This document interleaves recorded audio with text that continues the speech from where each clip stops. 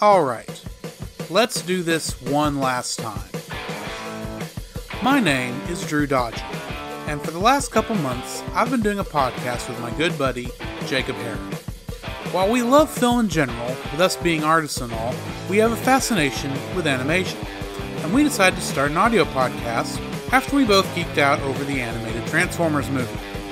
We're not perfect, we've gotten names wrong, and we don't always agree on movies. But at the end of the day, we try to bring an informative and entertaining show to you all, and we'd like to welcome you to The Cellcast.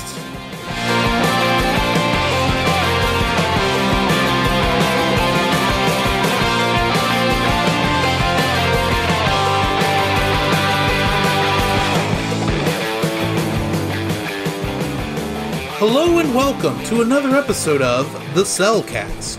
Joining me this morning is a man who's doing his best to stay off the naughty list, Jacob. Why, thank you, and I'd like to introduce our co-host, a man who just likes his silk sheets. Welcome, Drew. That is a bald-faced lie. I actually hate silk sheets. What do you think of saying?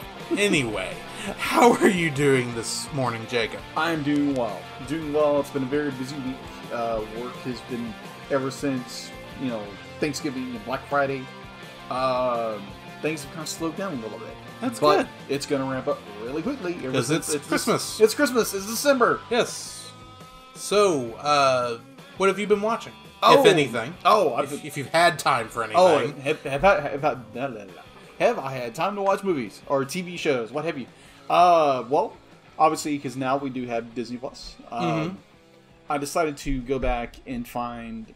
Now it's kind of odd because how Disney Plus works, how you can pull up like Tailspin, for example. Yeah, it's not going to give you the first episode, which is the pilot. Yeah, for some reason, none of the episodes are. All the episodes I think are in broadcast order, not the order they go in. Yeah, which is in order to watch it contiguously, which most of the time works. Yeah, but not all the time. No. I've been watching through Phineas and Ferb, and I recognized very quickly that some of this was out of order because they're referring to stuff that hasn't happened yet. Yeah. So I wound up having to go online to figure out what was the sequential order of Tailspin, because I remember the pilot very vividly. Yeah. And so I had to look it up because apparently they put it at the very back of the episode, season 1. That would make sense. It would have probably been the last episode to air. Yeah, probably. But, oh, wow, just good. And I watched I think it was all 5 episodes, which is just incredible. Just the fact that, like, it's how it weaves all these characters from the Jungle Book into this story. Being Shere Khan is surely, I hate to use shearing for Shere Khan, but intimidating, slightly frightening. Yeah. Because he's, this multi-millionaire businessman who just be like, it's like, yes, be like, oh, I want this stone, or, whatever it was, to be like, oh, it's for, using power or something like that. And so you get Cloud Kicker. Try saying that 3 times fast. Yeah. And so we get his story. He's a pirate, and he's running from, the pirates, and he runs into Baloo, who's a pilot, who's going to lose his plane if he doesn't get to do this. And then it's this whole shenanigans, which is a great story. Yeah. And I thoroughly, 100% enjoyed the snot out of this. It was so much fun. And definitely for those, those of us who grew up in the 90s as kids, are getting all kinds of nostalgia. Like, oh my gosh, be like, Tailspin and all those. And people I know that, at one point, I had the very proud privilege of working with kids at our church, and they would be like, they were talking about cartoons they watch, and I was like, okay, let me show you some of my cartoons. And so one of the kids popped in, it's like, yeah, my dad loved this show as a kid, but it was, oh my gosh, the nostalgic feels watching that again just absolutely enthralled me beyond belief, and so. Then I've got 2 more I've actually watched. And you're looking it up. Yes, I am looking it up. Thank you very much. And so I'm just teasing you, dude. Oh, I know. Anu Hanu. The flower. Hano to you too. Yeah, Hano Hano. The flower we saw that day. It's on Netflix. It's an anime. And it's like 12, 13 episodes. I've got to episode 6, and it's just like thump. Be like, if I had the time, I would binge it all. Yeah. It is that good. It's literally these friends who have drifted apart after the friend in which who everybody secretly liked, wanted to be her, dies. And so she's kind of come back as a ghost, and only one of the guys can actually see and hear her. And so she's trying to get her wish made to where, and we don't know what that wish is yet. So it is very spellbinding. It's okay. 1, how did she die? 2, how are these, former friends who are trying to get along after this trauma they're all suffering through at the hands of their friend dying? And it's just pulls you in. It's enjoyable. It's sad. It's heartbreaking in a lot of ways. And it's a joy. And honestly, I can't wait to actually finish it up. There's another one that it's animation related, but it was talking more about the toys. It's the toys that made us, also on Netflix. And the episode I watched was Teenage Mutant Ninja Turtles. That makes sense. Yeah. And so there again, being an 80s little child, Turtles was the thing. My brother Jim just absolutely loves Turtles. We went to a convention just to see Kevin Eastman and get an autograph and talk to him, shake his hand. It was really cool. And so they be like, it was, okay, we're going to tell the story of, the toys and the cartoon, but we're really going to tell about the story about Kevin Eastman and and Laird, the guys who created it, because they drifted apart after a certain really terrible Fox Kids show they did, which was terrible. But hey, you got a really cool crossover with Power Rangers. They were actually involved? Yes, they were. Yes, they were. They both of them had both of them had to sign off on it.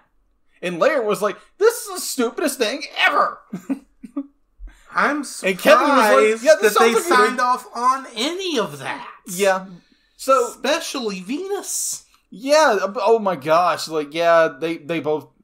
I think Kevin Eastman was more like, okay, this is fine. I don't really like it, but it's okay. Then Peter Laird, it's like, this is the stupidest thing ever. A female turtle, but eventually we wound up getting another female turtle. Apparently, is very popular. So yeah, at the end of the episode, which I felt so, I was so happy, and because these guys had not seen each other for decades, and so ever since the 1990s, but the mid 90s, that would have been the mid 90s, about mid 90s, mid late 90s, and the about 97, 98, I think. That's when the Power Rangers episode is. Yeah, so it's literally these two old friends who are trying to make amends. It's literally because what they would do when they were doing the original comic, which was a lot darker than everyone thinks, they were literally sitting down, drawing and swapping and eating each other's work. And it closes with those two just doing what they originally did. And it just brought a smile to my face, probably a little bit of a tear. And I thoroughly enjoyed it. I was like, come on, guys, do a comic together. Just one. And so that was thoroughly enjoyable. And the last one that I got to watch, because I actually got around to actually watching a lot. And that would be Mobile Suit Gundam Iron-Blooded Orphan. Okay. I didn't get into this one, so... Oh, okay. Well, I have been a pseudo Gundam fan probably since Gundam Wing came out in the mid-90s. And I know there's probably a lot of Gundam fans out there. It's like, Gundam Wing, that's not Gundam. It's like, well, it brought Gundam to the States and made it popular. Yeah. Yeah. So, anyways, I finally watched... You don't have to worry about your Gundam fandom with me. I'm the weirdo who likes G Gundam. Okay. The one with the martial arts tournament and giant robots. Yes. Which is dumb beyond all get out, but it's still fun. Yeah, I remember watching the series when I was a kid, or when I was a early teenager. I was like, okay, this is weird. It's not what it was before, but it's okay. So now it's like watching all these other Gundams, and it's like, I think these guys better. they're a lot more fun.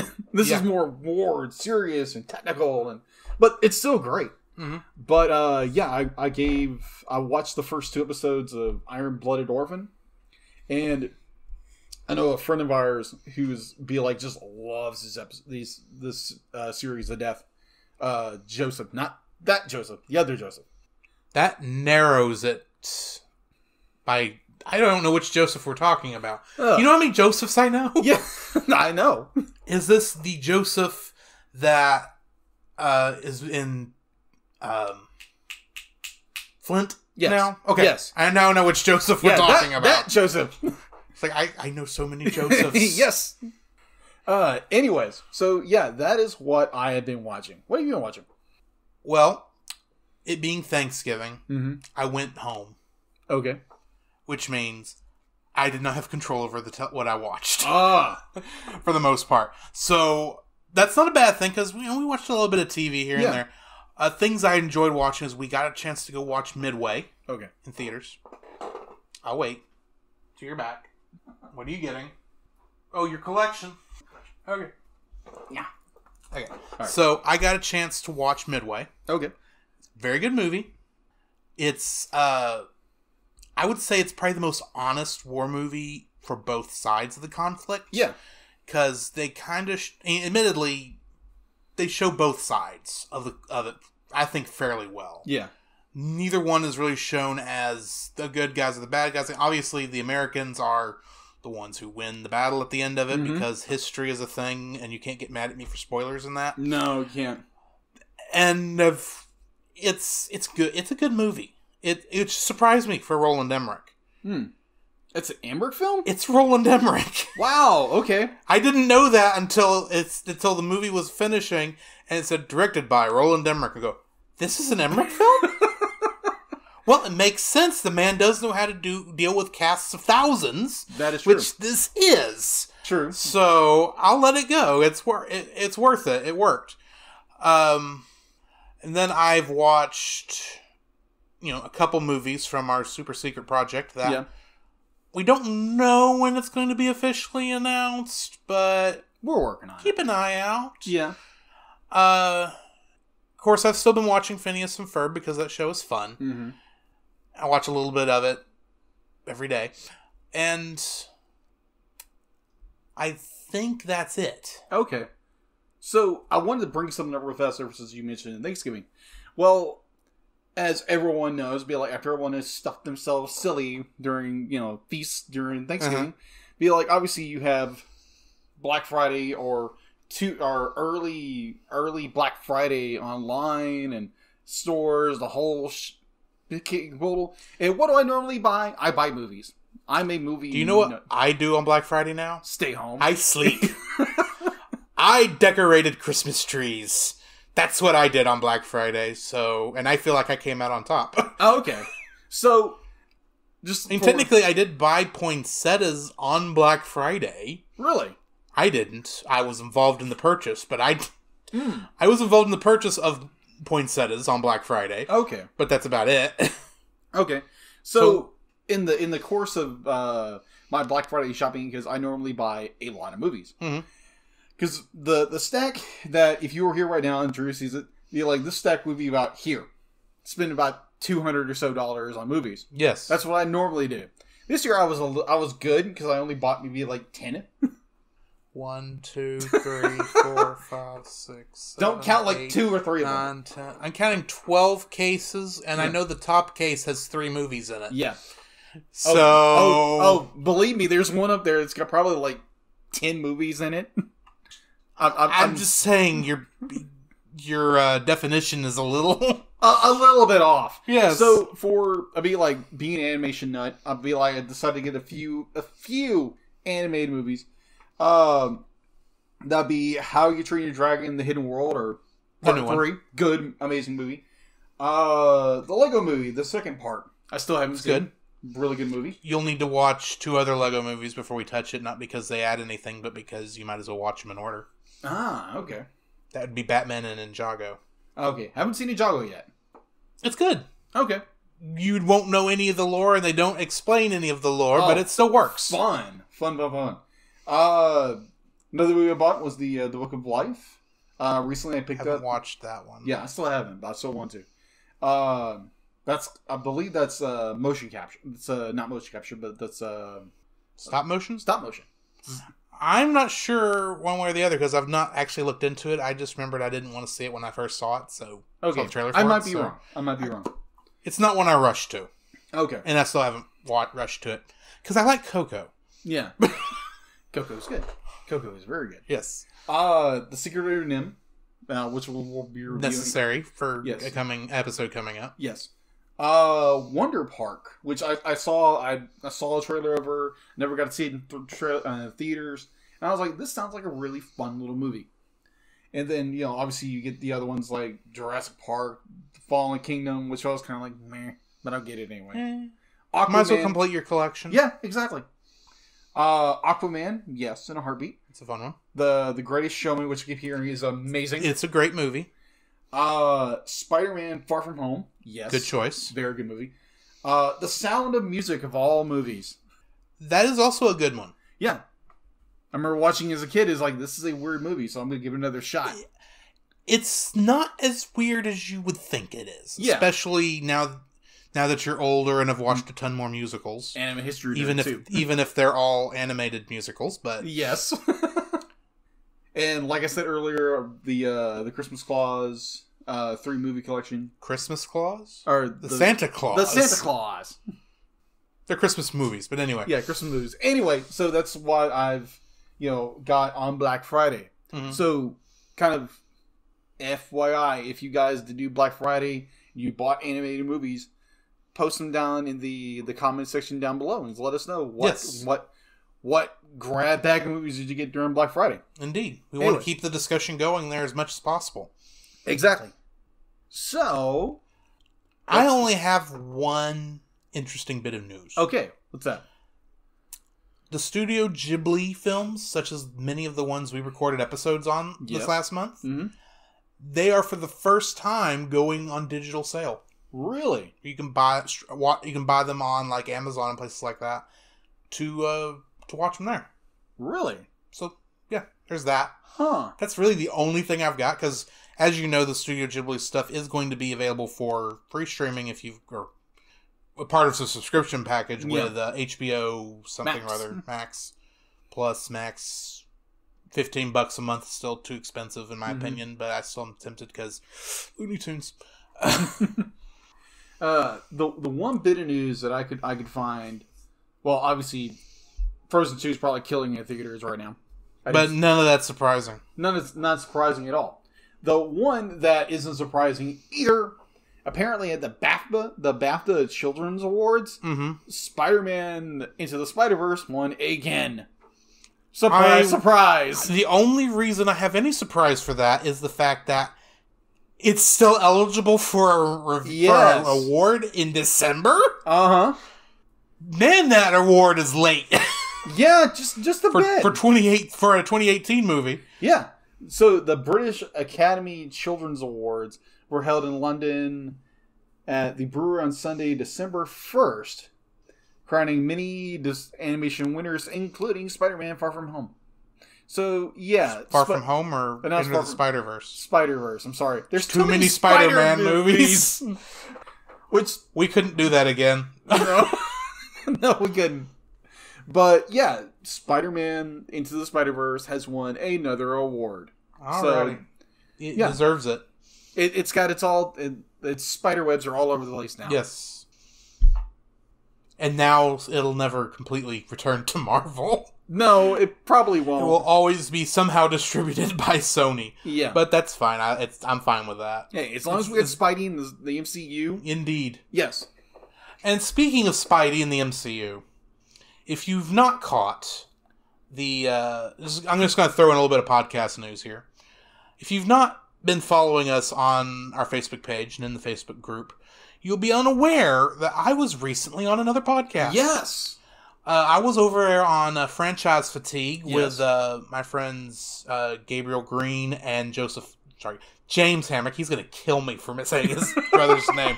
I will edit this.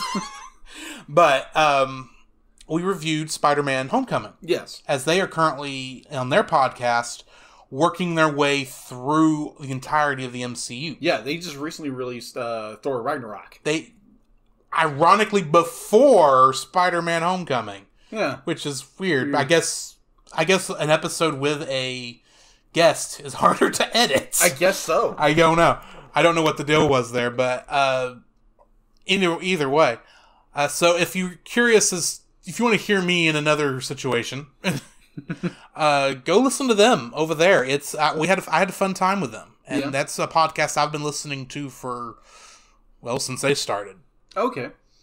I was listening to their podcast back when it was called Underrated, and I came in on their first episode, so they do a good show. Well, good deal. Yeah, I've listened to the episode you're on. And, I haven't listened to it yet because I'm that far behind. I gotcha. I am finishing September podcasts. Wow, okay. That's how far behind I am on all my podcasts. Yeah, podcast-wise, if we're going that tangent, podcast-wise, I normally stick with like true crime and like, odd ones like that because I love true crime solving and that good stuff. Definitely we're talking with people who actually do it. Yes. And like guys like Jim Clemente, who's a former FBI, former criminal behavioral analysis unit. Where we get Criminal Minds from. He actually writes Criminal Minds along with one of the other co-hosts. And the other one is like former Scotland Yard detective and special case unit, and it's really fascinating. But is all the podcasts you listen to true crime? Not all of them. Okay. Not all of them. I'll listen to, obviously I listen to ours. I listen to... You listen to ours? Yeah, I listen to our podcast. You're doing better than me. The last time I hear this is right before I hit turn to export as MP3. I never listened to it ever again. Well, I've got to listen to how we sound because it'd be like... you might as well, because I'm not. I've already heard us enough. Yeah. It's like, dang, that Jacob talks a lot. You think Jacob talks a lot, because I notice I don't shut up. But anyway, that's all beside the point. Yes, anyways. What besides us do you listen to? Let's see. Just for fun. This is a fun little topic, because we didn't have that much news. I gotcha. Oh, give me 1 second. I actually listened to quite a bit.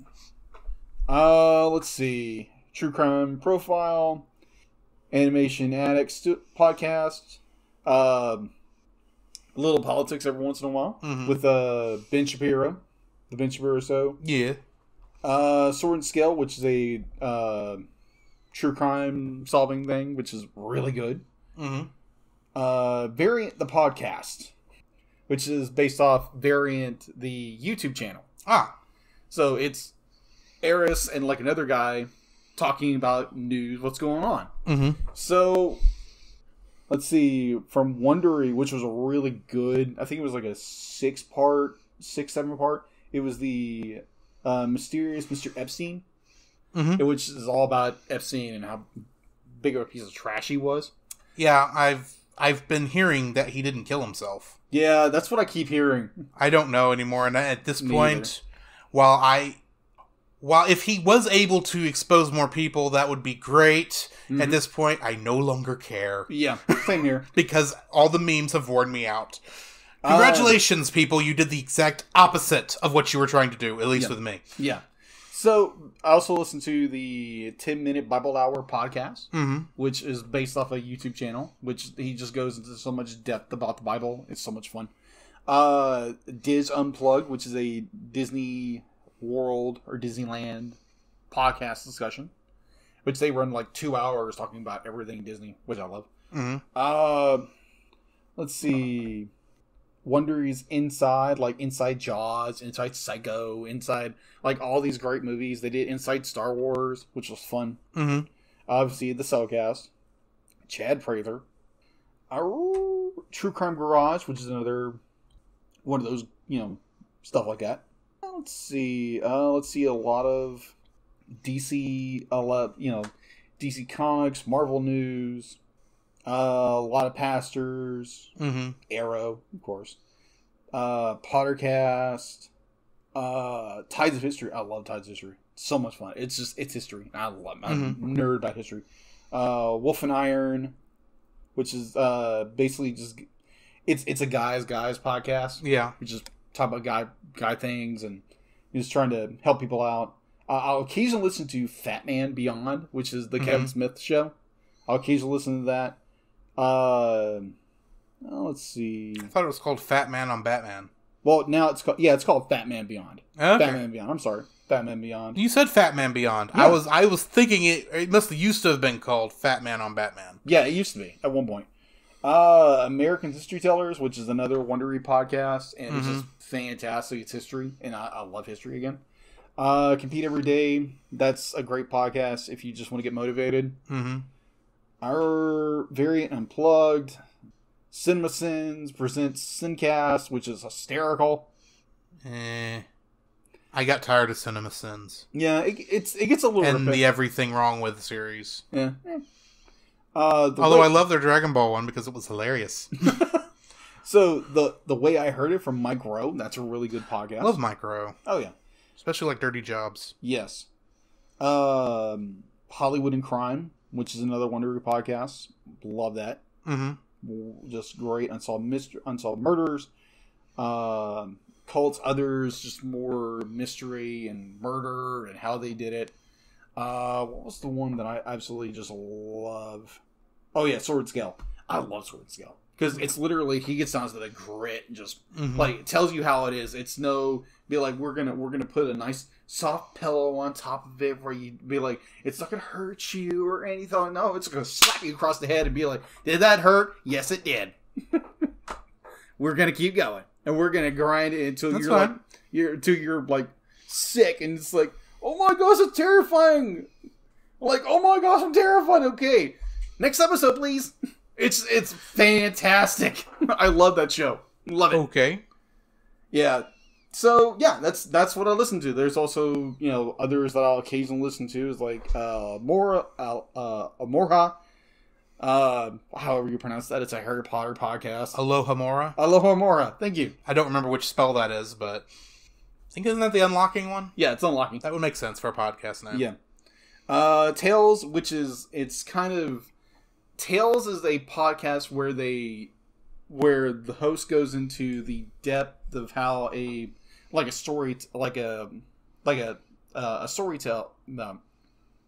fairy tale was told and be like the background, the origin, the whole bit.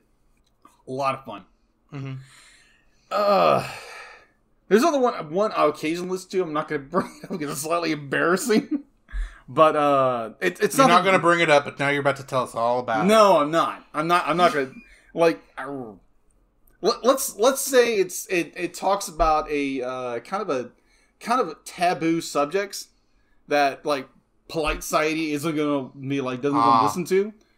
But I heard about it and I was like I'll give it a shot and every once in a while I'll listen to it and yeah. So yeah. Okay. Podcasts I listen to. Well, since we're a movie podcast, technically, I'll start with the movie podcasts. Okay. Once I get logged back into. Okay, so movie-wise, I listen to the Retro Rewind podcast. Okay. They also do get some games every once in a while, but mostly they do movies that are at least 15 years old and they haven't seen in at least 5. Huh. So, and they always have a special guest every episode. So, for instance, the last one on here they did was actually Batman Returns. Really? And before that, How the Grinch Stole Christmas. How you go 5 years without watching the original How the Grinch Stole Christmas is beyond me, but that's beside the point.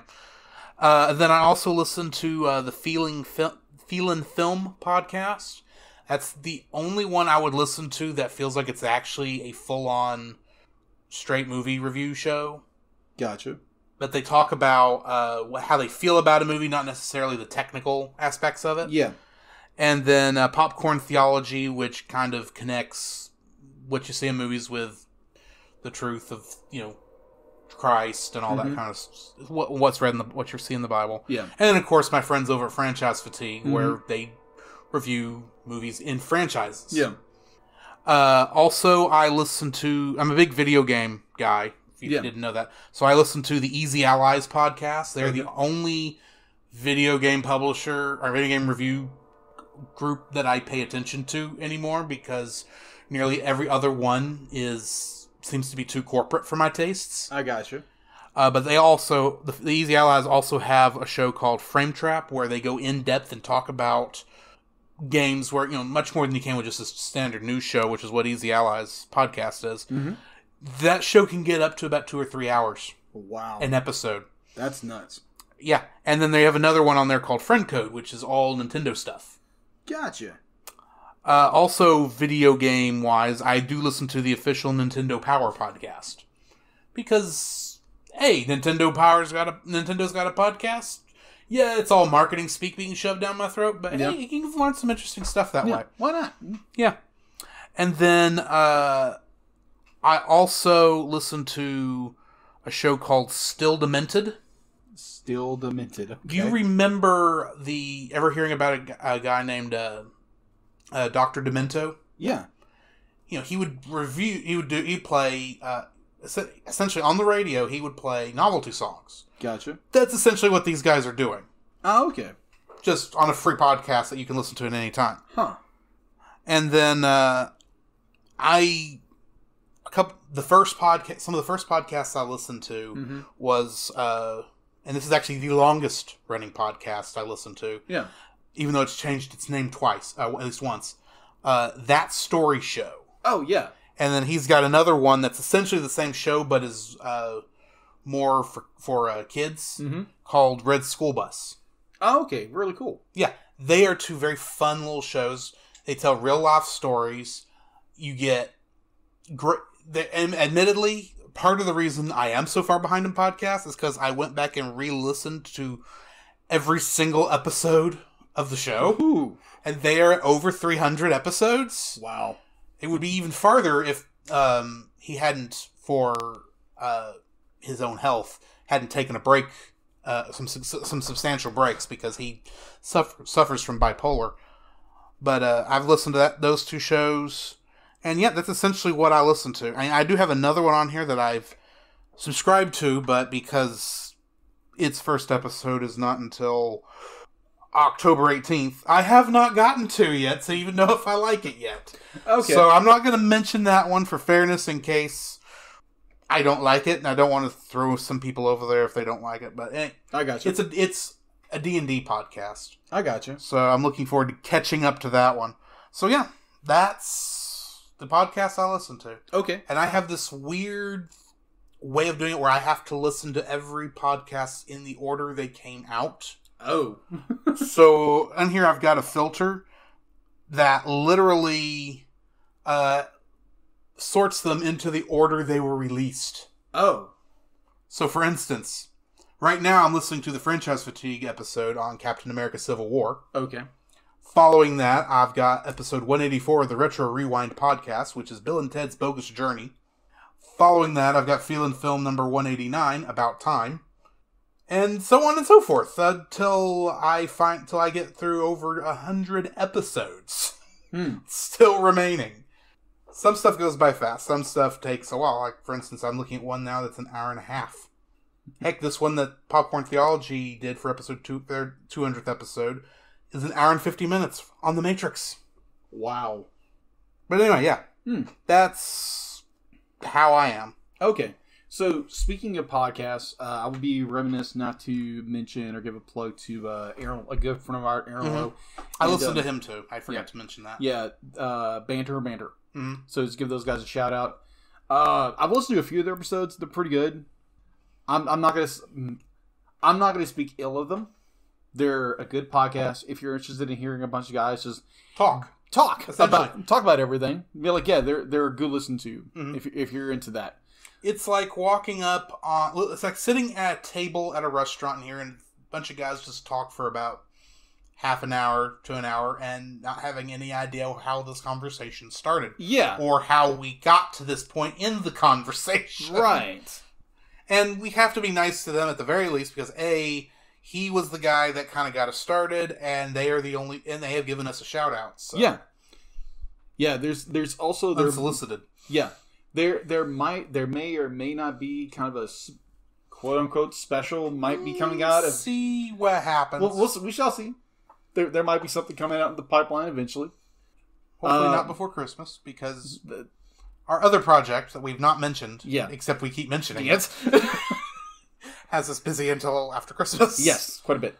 So, yeah, that's all the news and us talking about podcasts. Yes, so let's get into our spoiler-free review of Klaus, which we kept saying wrong last week. Yes, we did. Which, in our defense, it's Santa Claus. Yeah. So we said Claus, but his name's not Claus, it's Klaus. Mm-hmm.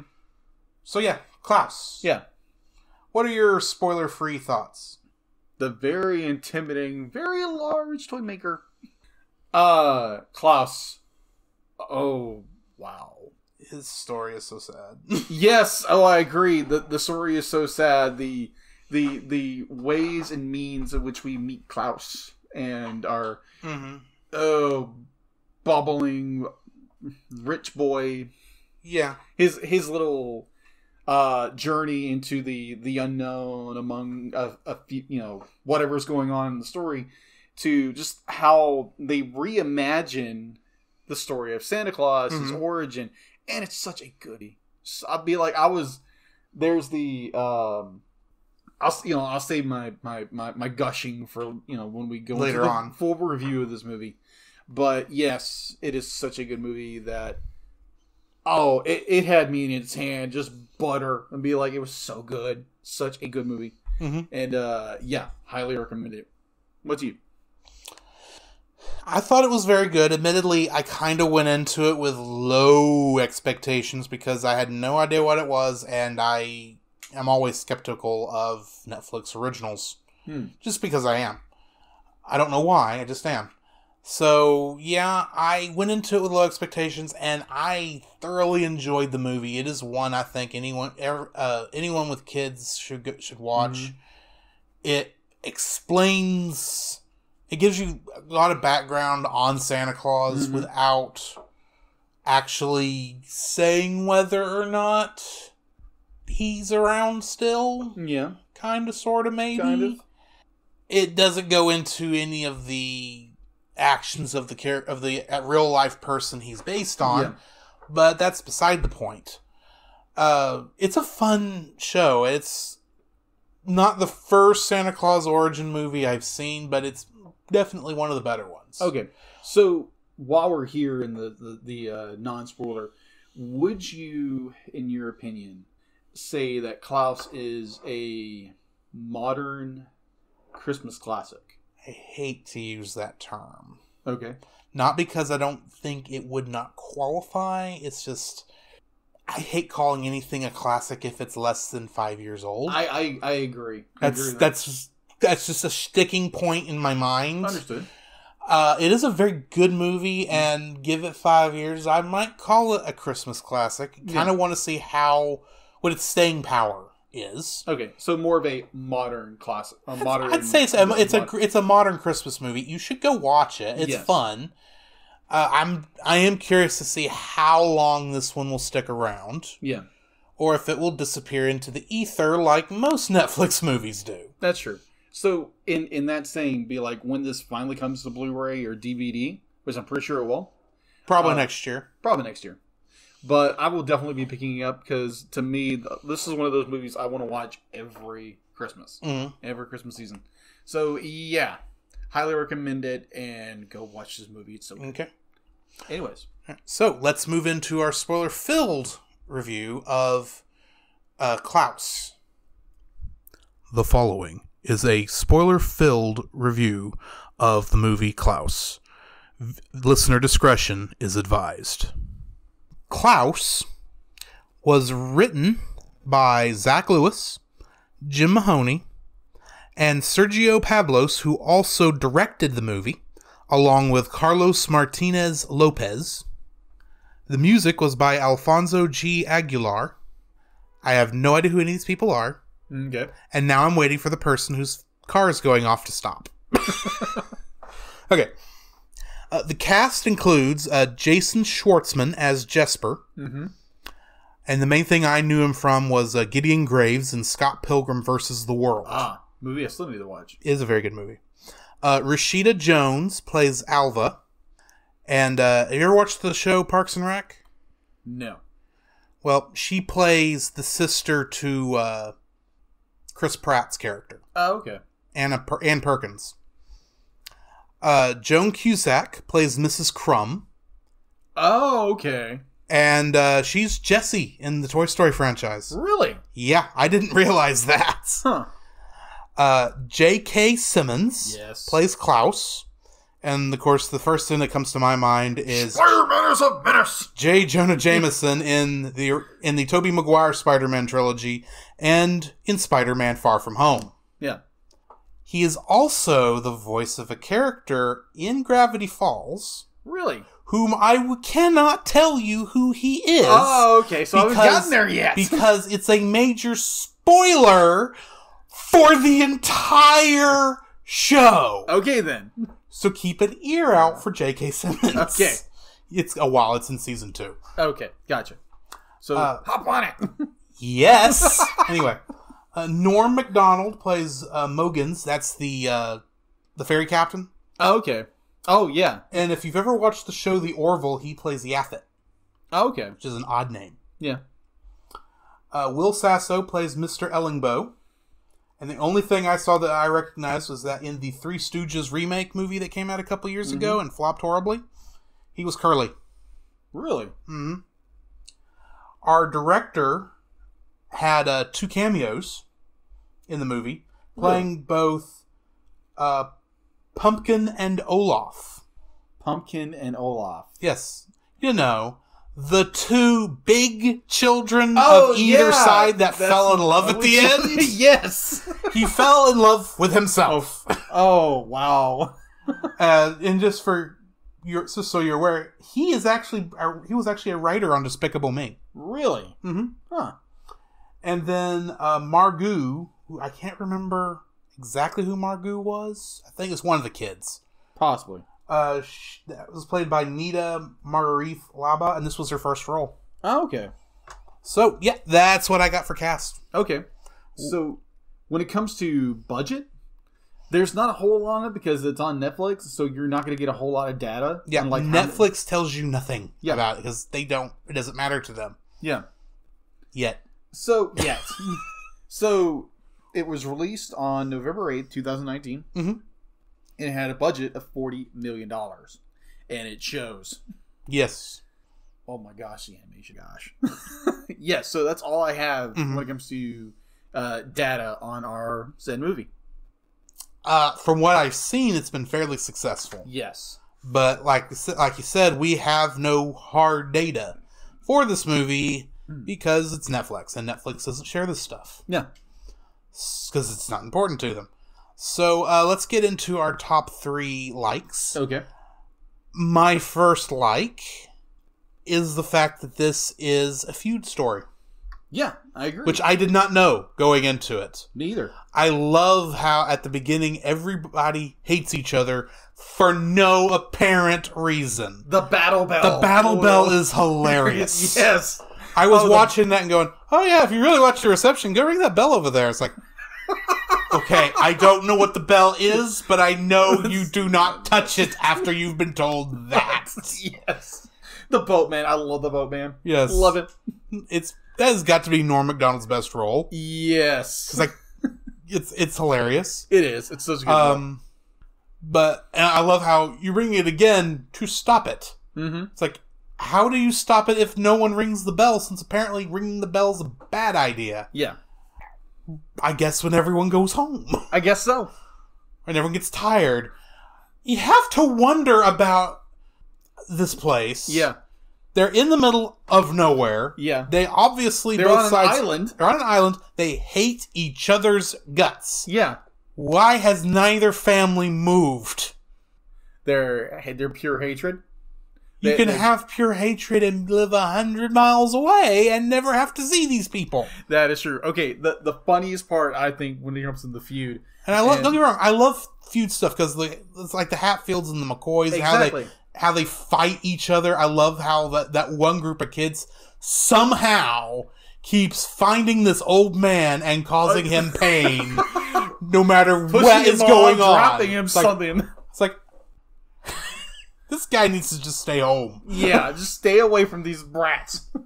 I love how he wakes up on one time in his rocking chair on the roof of a house.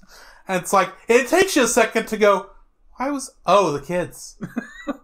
These kids are the slowest ones who haven't realized the magic of Santa Claus. Yeah. Because this is like halfway through the movie when most of the town is already having block parties.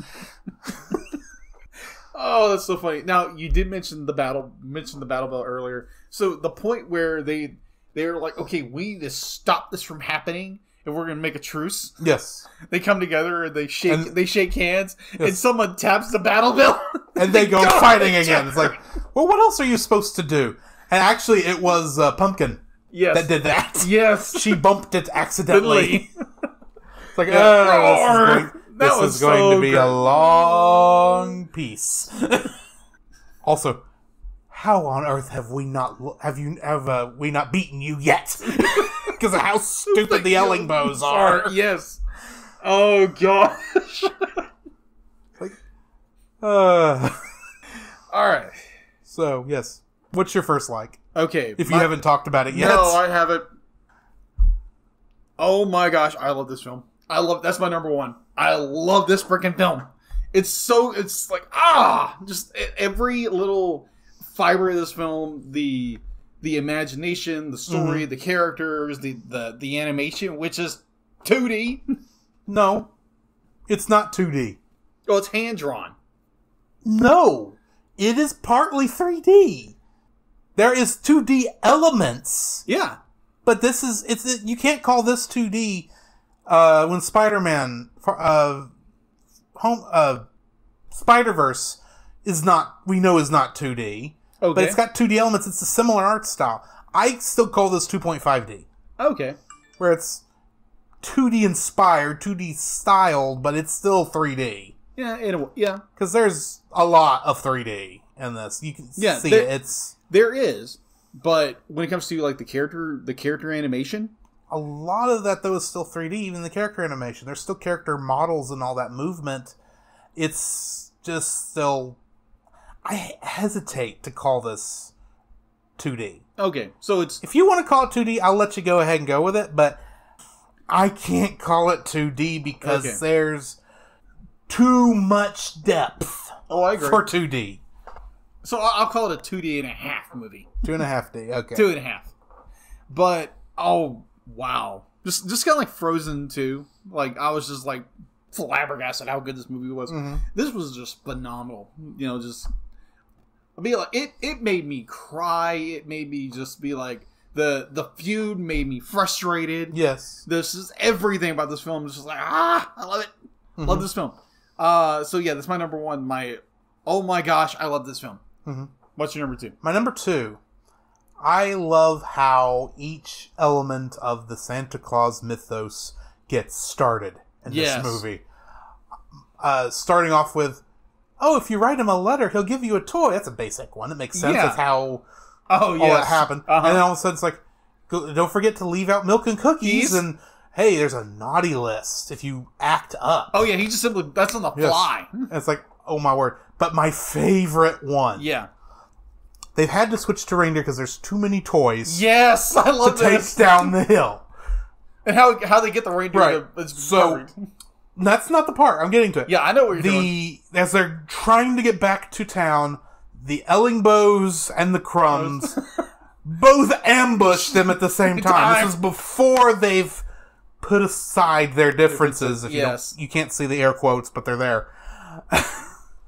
And they're being chased by this avalanche all the way down this hill and hit a ramp.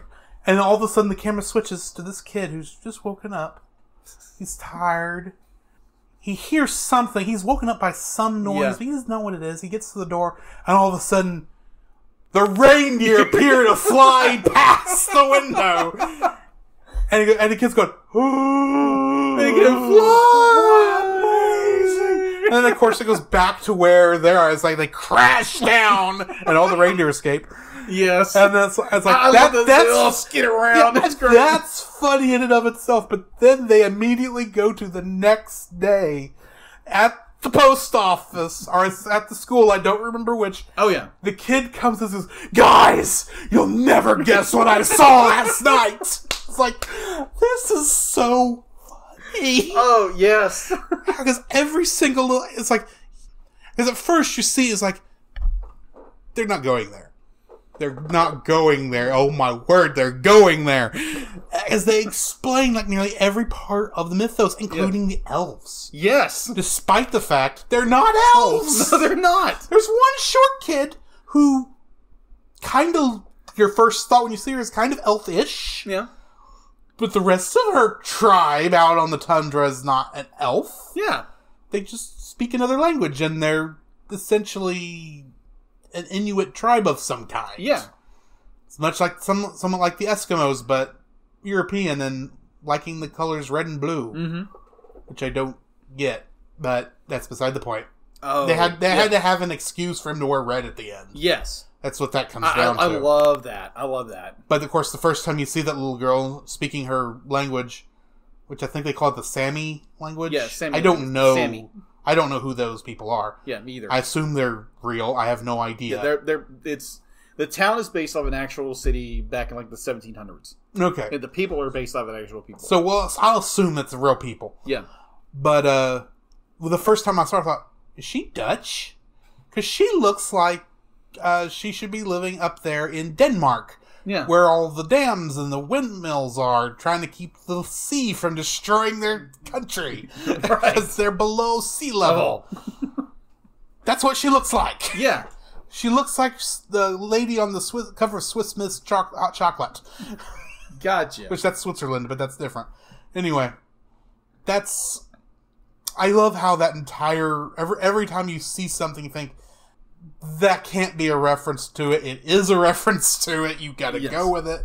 Because they try their best to explain every part of the Santa Claus mythos. And it just... Including why he goes down the chimney. Well, he went down the chimney because Klaus threw the mailman up to the chimney to get away from the dogs. And the reason why he get down there because he's so skinny. Yes. Which is really bad on that one where he ends up in the middle of that... the fireplace that's lit. Yeah, the fireplace that's lit. That's a good one. Anyway. Yeah. I was thinking the pot-bellied stove. He goes down. Oh, jeez. It's like, oh my word. Ow. It's like, poor guy. Anyway, what's your number 2? My number 2... because I think we actually had the same, very much the first likes, because mine was different from yours, and now our seconds are lining up. So I'm going to change mine to how our characters progress into the characters they become. Yes. Of how, what is our mailman name? It's an odd name. I agree. Stupid thing. Jasper. Yeah, Jasper. So we have our wee little rich boy, Jasper, who... Jasper. Not Jasper. Jasper. And they're both unfortunate names, but that's beside the Jasper. Is the spoiled... Apologies to people named Jasper or Jesper. Yes. The spoiled rich son of the postmaster general, or what have you. I swear sounded like Cary Graham. Is that his name? Cary Grant? No, the guy who plays Frasier. I feel like a knucklehead. Kelsey Grammer. Thank you. Yeah, Kelsey Grammer. Yes. I can see that. He kind of sounds like that, but I don't think that's who it is. Okay, so we have this guy. That wasn't on the list. Yeah. So we have this spoiled brat who just wants to, lay on his satin sheets and get, silk sheets. He says that 5 times. He does. Silk sheets. Like, silk sheets are the most uncomfortable sheets that I've ever made. But that's beside the point. And so he goes from his life of privilege and comfort to the middle of nowhere where he wants to get as fast as he can. And so he comes up with this scheme to get all the kids to send letters to Klaus and get them to send toys where he can get out of there. One has to wonder why, in his original plan, he did not include the packages as part of it. Yeah. He could have. Yeah, he could have. And, gotten out of, and would have gotten out of there before they tried to kick him out. Yeah. But he didn't do that. Yeah, that's true. So we go from the spoiled brat who's just trying to get out of there as fast as he can to where he is actually now invested in this little community in the middle of nowhere. Mm-hmm. Where at the same breath you have Klaus, who has become this hermit up in the upper 40, which no one sees. And when you first meet him, he was just giant, just like wielding an axe. You thought, oh crap, he's being an axe murderer. But then you slowly discover who he is and his very tragic past. And like it was, I'll be like when I first realized what was going on, I was like, oh no. Be like, it's one of these stories, but it's such a good story. Mm-hmm. Such a good telling of a broken man who's just doesn't know what to do with his life, and now he's gotten roped into this. Be like, oh, get rid of all these toys, and the reason why he made these toys. Yes, to where he now enjoys life, where he's gotten a second life after the passing of his wife. Yeah, and the fact that he gets the family he never.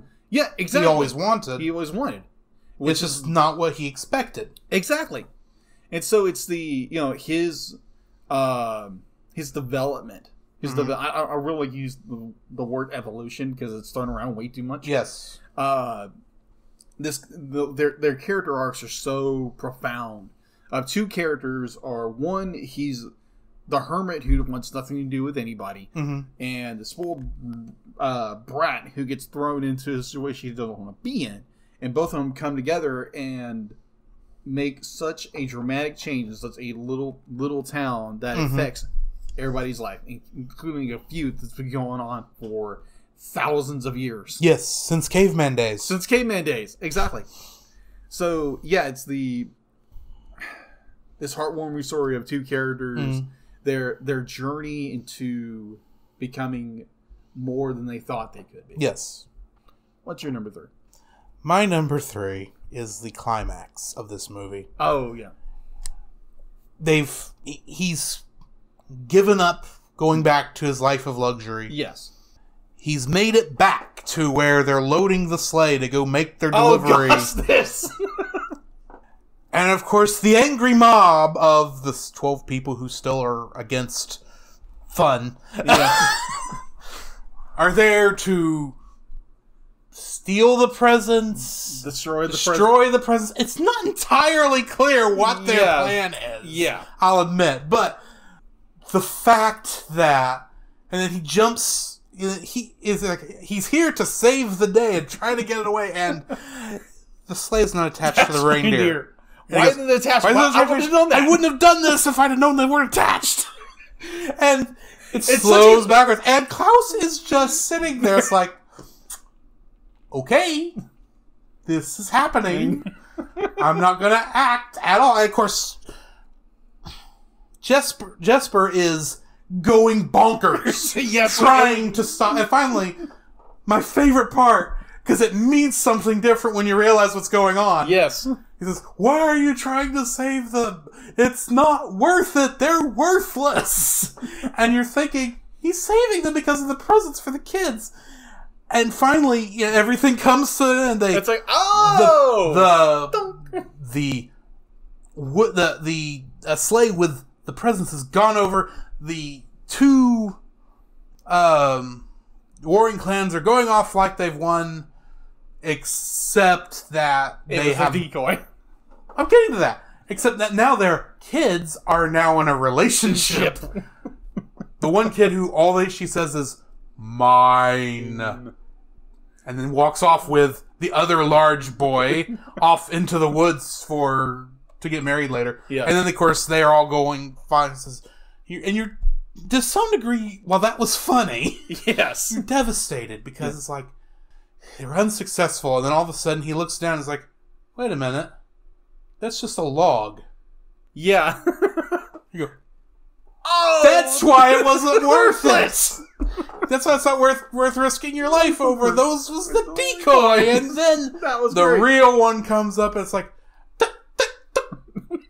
how did you know? It's like, well, people talk, and the kids kind of like us and kind of told us that their parents were getting ready to plan this. It's like, I can't tell you you're wrong about that, because that's very funny and very logical. And it shows the stupidity of the warring factions, because they're not smart enough to realize, don't talk in front of your kids who are not on your side in this fight. There's also the fact that, like, the teacher be like, she's finally come around to teaching. Yes. And, like, be like, well, they tell the teacher everything. And it's like, be like, it was all smooth until someone to come in and improvise everything. What were you thinking? It's like, I was trying to save everything. I didn't know. It's like, well, if you hadn't walked off. Yeah. Anyway. But that entire 15 minutes is hilarious. And I was laughing my butt off the entire time. And it was even better when you realize none of that was necessary for him to do. If he'd have just played it safe, they'd have been done. And everything would have been fine. Yeah. But anyway. Oh. Because you're expecting to some degree like the end of How the Grinch Stole Christmas, where somehow Klaus is going to pull the sleigh up over his head, and and it's like, that doesn't happen. Yeah, that doesn't happen. No, it's like, oh, that was just a decoy. That was just the fake. Decoy. It's a fake one. It's like, I like this. I like this a lot. Yes. Well, my third was actually the feud, and you brought it up earlier. I stole it already. Yeah, you stole it anyway. But the feud was just, again, it's the Hatfields and McCoys, and just the unadulterated hatred for no good reason. Yeah, exactly. Really, for no good reason. Who knows what started it back in the caveman days, but now they're just doing it because 12 our ancestors demand it. Yeah. Where is the logic there? But anyway. Yeah. Well, I was going to go there, but then the character who kind of stole my heart was the little girl who couldn't speak English. Yes. And I was like, oh, just like the cutest little character on the planet. Because the character design was really cute. Mm-hmm. And she talks as if she's being understood. Yeah. And the fact that like our postman doesn't understand what she's saying, but he's kind of just going along with it. My favorite point is when he takes her to the teacher and says, look, I know it's late. I'm tired, you're tired, but can you tell what this thing is saying? Yes, the scene in which our postman, what's his name again? Jesper. When Jesper gets on the boat and he leaves, she runs down there and she's like, saying her heart is breaking. It's so good. I didn't get this. And it's like, I don't remember what he says, but yeah. But it was so moving. I was almost in tears. Yeah. I was like, I felt so bad for the character. And then like he's over there. It's like, you little jerk. Yeah, you could have said something a minute sooner. Yeah, save this little girl's tears. More of this little girl's tears. But yeah, I think I really enjoy the character because it's one, she's speaking in her native language. It's a native language, and it's never translated. None of what those people say is ever translated. You're just having to go, okay, gotcha. So there was a funny thing about apparently the actress who did the voice of this character, didn't speak English. Obviously, didn't speak English at all. So apparently they went to Norway to record her, and so apparently they got all of her lines via translator. Mm-hmm. And so she would be like, someone would read the lines in English and they read it back to her and she would say in her native tongue. Which I was like, that's the coolest thing ever. Yeah. I was like, okay, that's honestly, you could probably that could be translated back into English if anyone ever decided to, and it would actually make sense. Yeah. So yeah, just like the character design got me because it's this really big little head, the little cute hat. Be like, I'm going on about cute, but the character's cute. I'm sorry, it's a cute character. Yeah. So yeah, that's number 3. The cute little Sammy girl. Yeah. I know it sounds weird, but yeah. Anyways, that's my number 3. Sorry, I'm sitting that back on there because I'm getting tired of holding it. Gotcha. And I wanted to be able to cut the sound out. That's why I stopped when you started talking. Anyway, so I think that brings us to the end of the review. Yeah. Except, no, it hasn't. We've not talked about our dislikes yet. No, we haven't. My bad. I'm just rated the show, apparently. So dislikes. What dislikes I have, I had one, and now it's gone. Off into the wind it went. Yes, apparently. I don't like how long they kind of kept the reveal that he was Santa. They kind of revealed it quickly because his axe handle had the name Klaus on it, which is the name of the movie. Mm-hmm. But the Sonic is like, they kept Santa Claus scary for too long, I think. Oh, okay. I know that's part of the humor and the fact that he's just kind of a scary dude from the minute we run into him in the house till after Jesper escapes from the house and the woodman scares the dogs. Yes. Not following them. It's like, but Santa Claus, to me, is not a character who should be depicted as very scary. Big, strong man, don't get me wrong. That's a good thing and all. And the idea that he can be a protector to some degree works for me visually, but I think Jesper was scared. They let Jesper be scared of him for too long. Okay. For my likes. Okay. This is not a end of the world thing because I think it works for the movie. Right. It's just my preference. It's like, he's Santa Claus. He's supposed to be loved by children everywhere, and yet the mailman is being scared by him, and he's being treated as this evil force for a good 5 to 10 minutes. Yeah. Despite the fact he's actually a good guy, and when you watch, knowing that's who that is, it kind of makes sense, but little kids who may not put two and two together that quickly. I can see that. I don't like that part. I got Keep him a little bit scary because it's like he's this unknown force. Yeah. And kind of bring it back in. It's like, okay, this is Santa Claus. Give us a little something to make us go, okay, this is not the big scary guy it looks like it is. Yeah. Give us the idea that he's the big soft teddy bear that he actually is sooner. Yeah. But anyway. I would say the only dislike I like, because I thoroughly enjoyed this film, like, beyond belief. There are a few scenes in the very beginning where the not using the right words, but using the CG plates are not lining up correctly. Yeah. Where the CG doesn't the first couple scenes in it before they get to the island. The island. That's his name I can't think of right now. Do seem like they were done after the fact and quickly. Yeah. That's about the only real gripe, because some of the CG doesn't quite match yet in the very early. But yeah, overall, incredible film. Yeah. So I think we should move into our scores. Yeah, move into our scores about this movie. I'm gonna give it a 8. Okay. The only reason there are any docked points at all is because it's just not the overall feel of it is fine. Yeah. Don't get me wrong. It's just, there's a little bit of stuff just seems a little too contrived. Okay. For what's going on. I know it's a kid's movie, and it's a lot of the stuff is played for humor's sake. Right. But there's just a couple lines, especially during the initial montage of the kids making the mythos of of Klaus. Yeah. That's like, where did you put that?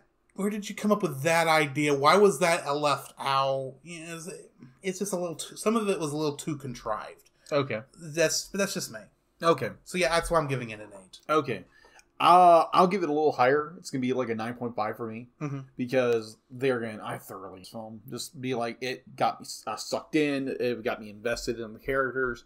And to a point where a character be like, when motivations and things happen to make me want to cry, where I'm those swelling of the tear glands. I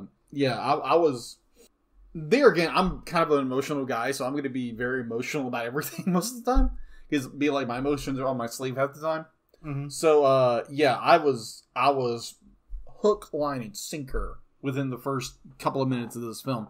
That just brought you in, and just I enjoyed it beyond belief, and I definitely looking forward to watching it again.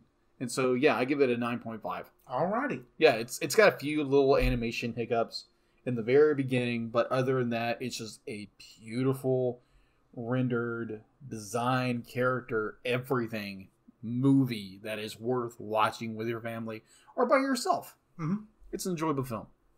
Well, that brings us to the end of another episode of the Cellcast. And it is family friendly. Oh yeah, well we said that earlier, I think. That is true. We did. So you jumped in there and I lost my train of thought. Hang on. Okay, that brings us to the end of another episode of the Cellcast, which means we now need to be talking about the next movie we're going to be reviewing. Especially considering we are still in the middle of Christmas month. Mm-hmm. But for Christmas month and how busy December is, we are only reviewing 2 movies this month. Mm-hmm. And then doing 2 little short episodes for the last of the month, I believe. So next week, we're going to be reviewing a movie that's near and dear to my heart. The very first movie I ever saw in a theater, The Muppet Christmas Carol. Rah. Now, I know what you're thinking. This is a live-action movie. And to some degree, I would agree with you. Except most of the characters in it are puppets. Well, Muppets to be specific. But that is a form of animation, technically. And I don't know, it works for me. It's just enough animation that I think it works for context of our show. And plus, at some point, we do want to do the Dark Crystal. Yes. Which has no human characters in it at all. Mm-hmm. So I'm claiming that if we do that, any Muppet thing ought to be viable. Yeah. So, yeah, that's going to be... We are doing that next week. Mm. And then, the last 2 weeks, one of our episodes, I know for certain, is our top 10 Christmas movies and episodes and specials. The things that the Christmas movies, episodes, specials of stuff that we have enjoyed the most. Yes. I would say. So keep an eye out for that one. And then we have not decided, I don't think, unless you've come up with something for the last short, but keep an ear out for that one as well. And then next month, why don't you tell them what we're doing? Next month, to bring in the new year of 2020, we will be doing Don Bluth month. Mm-hmm. So we will be reviewing the classic, iconic films of the director, animation genius, Don Bluth of, let me count the movies. That would be Land Before Time, The Secret of Nim, mm-hmm.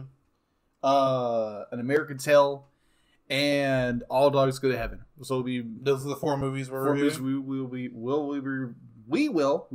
reviewing. We will be reviewing, is what you're trying to say. Yes. As you get tongue tied, it is getting late. So yes, it is. Yeah. But yes, I'm definitely looking forward to it. I still got one more movie to wrap up to get to. So we can start reviewing those, mm-hmm. And yeah, I'm definitely looking forward to that escapade into Don Bluth's imagination. Yes. And then once we're done with that, will be our big 1-year anniversary episode. Yes. So keep an ear out for what that's going to be. Yep. So, Jacob, where can they find you? Okay. So you can find me on Facebook at Jacob B. Heron and Jacob's Daily Art Corner, also on Facebook, where you can see me try to doodle and draw and whatever throughout the course of a week and a year. And I've been doing this for about 2.5 years. Mm-hmm. And people are saying I'm gotten better. I'd be like, He has. Okay, thank you. He doesn't want to believe it, but he has. I'm trying to be modest here. That's why I'm here. Okay. I don't have to be modest for you. You be modest, I pump you up. Okay, got it. That's what the hype man does. Okay, good. So Drew's my wingman, apparently. At the moment. Okay. Hopefully you'll reciprocate in a couple minutes. Yeah. So that's where you can find me. You can find me on Twitter at Jacob B. Heron. And I think that's it right now. I think you can find me on deviantart.com. That'll be LycanArtist82, LYCANARTIST82. And so you like can... an artist drawn for the very first time. Okay, moving on. So yeah, you can follow me there and just, I doodle a lot. So yeah, just get ready for a lot of very odd doodles. Because they're going to be in pencil, pen, or in blue pencil. Either way, where can they find you, Drew? You can find me on my Facebook page at Drew Dodgen. Also, there is my photo bin, Drew's photo bin, where I post pictures and photos that I've taken. I'm a little behind at uploading because I get distracted easy. Yeah, like we all do. Yes. He's really good, by the way. I appreciate that. Now we have both fulfilled our hype man duties. Go, Drew, go, Drew. Okay, anyway. And you can also, of course, find me on Twitter at ggeorge759. If you see a Gorn in a flower patch, you're in the right spot. What about that is funny? I'm just curious. No, I'll tell you later. Okay. You can find both of us on our website at thecellcast.podbean.com. There you will, along with finding every episode we've recorded, you'll also find links to listen to us and subscribe to us on Apple Podcasts, Google Play, and Stitcher. Mm-hmm. You'll also find a link to our closed Facebook group, which we keep closed to keep the naughty kids out. And join us there to get into the discussion. We also have a Facebook page. Mm-hmm. We would like you to come and like us on, mm-hmm. which we do post stuff there all the time. Mm-hmm. And once again, I did post, admittedly, almost last minute. Like you do. I forgot. I'll admit, I forgot. Hey, until about 1 o'clock this afternoon. It's like, I need to post what we're talking about and put it in a discussion thread so people can tell us what they think of this movie. And because I posted too late, I don't think anybody saw it. Yeah. Anyways, so if you do have comments or reviews mm-hmm. or like your personal reaction to Klaus on Netflix, let us know in the Facebook group or post there. Unfortunately, because we've already passed, probably won't read the episode. We won't read those comments on the show in this instance. Yeah. But I'm going to try and post next week's episode movie discussion thing a bit earlier, so mm-hmm. maybe people might see it.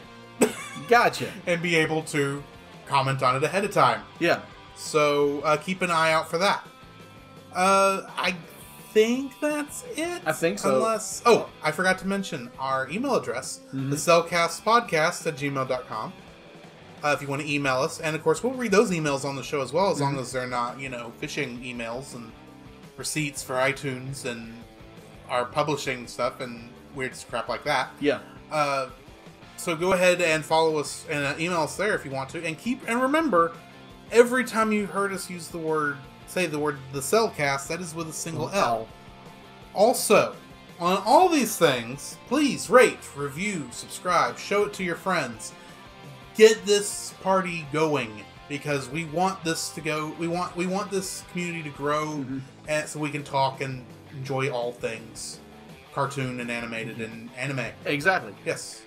So, can you think of anything else before we close this out? I think I'm good. All right. Well, then, everybody have a Merry Christmas, a Happy Holidays, a Happy Kwanzaa, a Happy Hanukkah, and a Happy Festivus for the rest of us. This has been Drew. This is Jacob. And we will catch you in the next frame. Ho, ho, ho!